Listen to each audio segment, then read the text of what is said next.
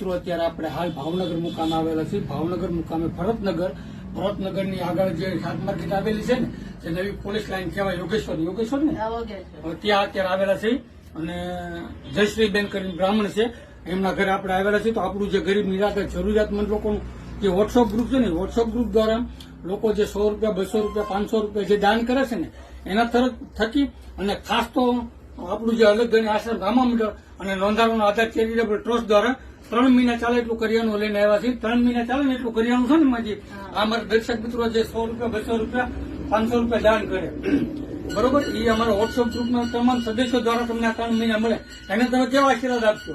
આશીર્વાદ તમે આપો જ ને, કેમ ના આપો? મારા આશીર્વાદ આપો ને. તો તમને આ બધી વસ્તુ મળી, તમે રાજી છો? જેવો મારો ભાઈ તમે.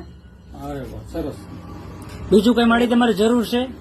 દવા જોઈ ભાઈ, આ ઓપરેશન કરાવેલું છે એટલે છે ને? પગનું ઓપરેશન કરાવેલું છે. તમે હાલી નથી શકતા તોય તમે કામે જાવ છો? ધીમે ધીમે જવું પડે, ભાડું કાઢવું પડે, ભાડું કેટલું છે? કાઢવું પડે. અને 900 રૂપિયા ભાડું આ ખોલી નાની એવી ઝૂંપડીને 900 રૂપિયા ખોલી છે ભાઈ, અને 900 રૂપિયા ભાડું છે. લાઇટ બિલ દેવાનું અલગ છે, એ અલગ આવે, જે ભાગ્ય ભરતું આવે. ભાગ્યા પડતું આવે એ રીતનું.